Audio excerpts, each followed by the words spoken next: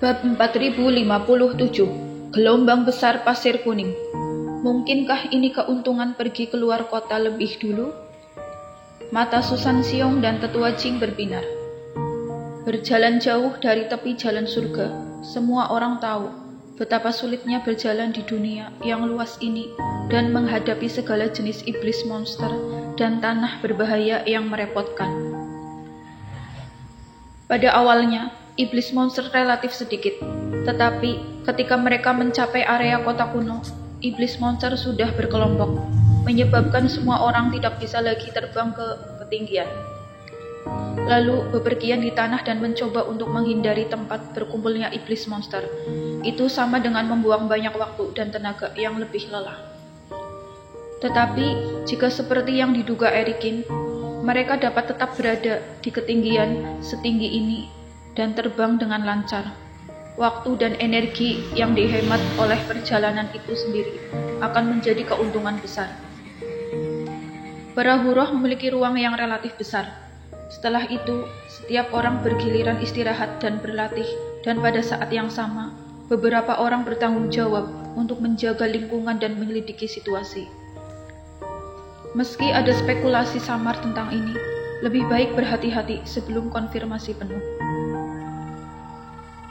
Setelah terbang seperti ini selama 3 hari, semua kultivator merasa senang karena tebakan mereka sebelumnya benar. Dalam 3 hari terakhir, kapal terbang melewati tidak kurang dari puluhan kelompok iblis monster, dan yang terdekat bahkan kurang dari 100 kaki. Tetapi mereka tampaknya telah menjadi transparan, di mana burung iblis itu tidak melihat ke arah kerumunan sama sekali. Ini juga membuktikan bahwa semua kultivator dapat tenang dan menunggu tiba di salah satu tempat warisan. Erikin, apa yang kamu katakan sebelumnya benar. Rute ini sepertinya agak bengkok. Namun, setelah terbang selama 3 hari, Tetua Jing juga menemukan sesuatu yang aneh. 2 hari yang lalu, Erikin menemukannya dan memintanya untuk merekam jalur penerbangan perahu roh, dan Tetua Jing masih sedikit kebingungan. Alhasil, setelah 2 hari tersebut, perahu roh memang tidak berjalan lurus, melainkan terus-menerus melakukan beberapa penyesuaian arah, seolah sengaja menghindari sesuatu. Mungkin ada beberapa bahaya yang harus dihindari oleh perahu roh, pikir Susan Xiong. Itulah satu-satunya cara untuk menjelaskannya. Biarkan perahu roh saja harus menghindarnya, maka seberapa menakutkannya iblis monster ini? Tetua Jing mengangkat alisnya sedikit takut. Untungnya, kita punya perahu roh ini.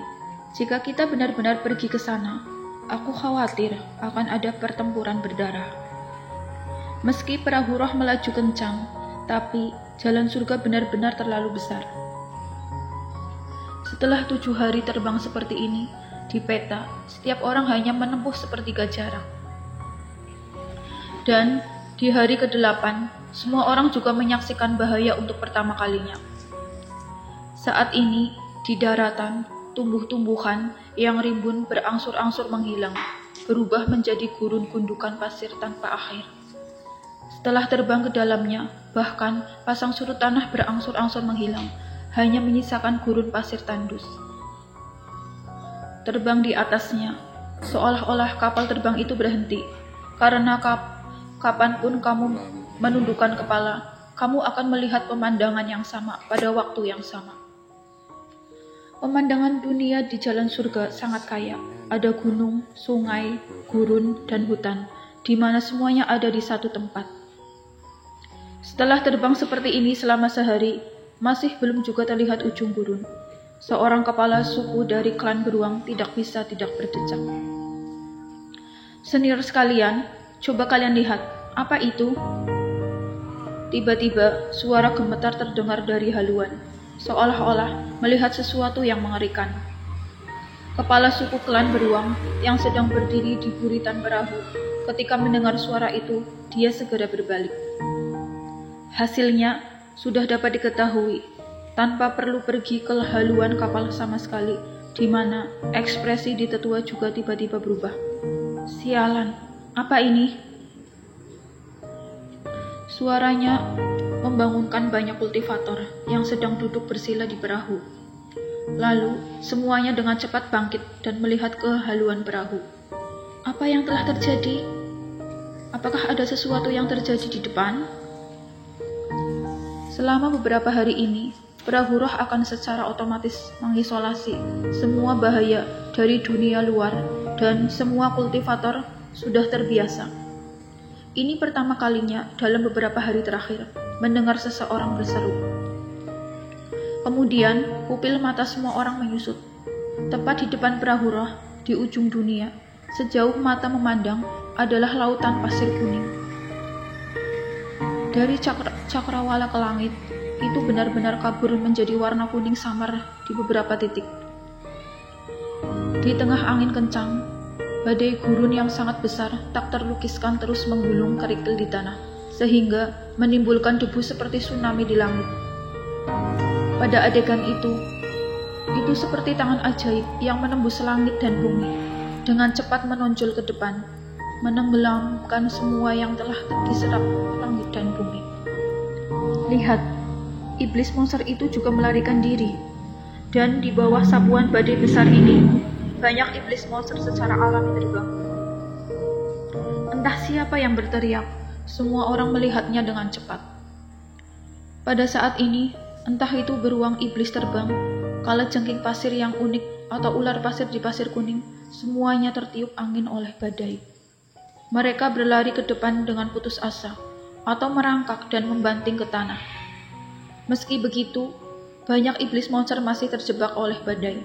Kemudian, mereka terus-menerus diayunkan di udara oleh aura yang kacau.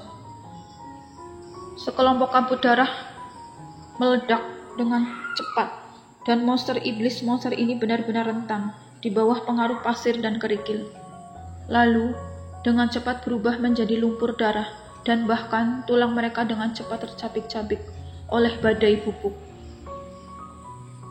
Bahkan, kehampaan ini telah terkoyak. Kekuatan mengerikan macam apa ini? Semua kultivator menyaksikan gelombang besar mendekat. Kulit kepala mereka mati rasa, dan wajah mereka memucat.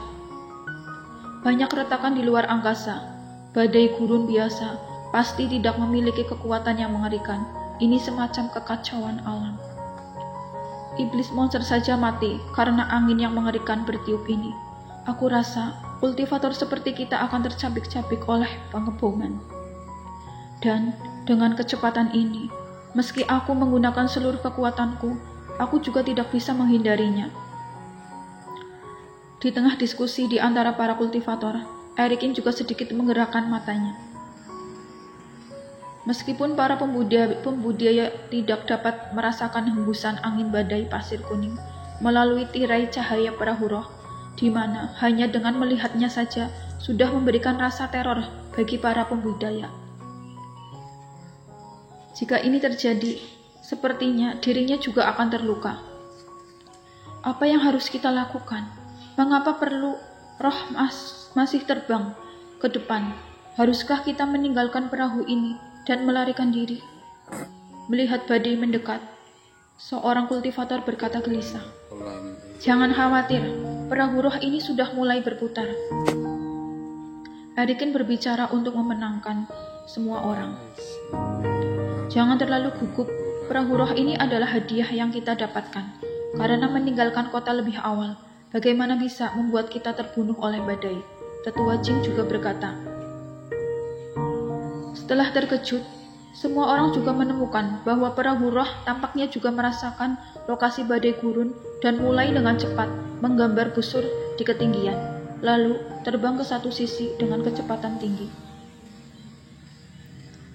Jika kita tidak memiliki kapal terbang ini, kita akan menghadapi badai ini dan adegannya tidak terbayangkan. Melihat badai mengejar di belakang, sementara perahu roh tertinggal jauh, para kultivator menghela napas lega dengan rasa takut yang masih ada di wajah mereka. Jika mereka menunggu sampai kota terbuka sebelum pergi dan tersesat dalam badai ini, itu akan benar-benar berakhir.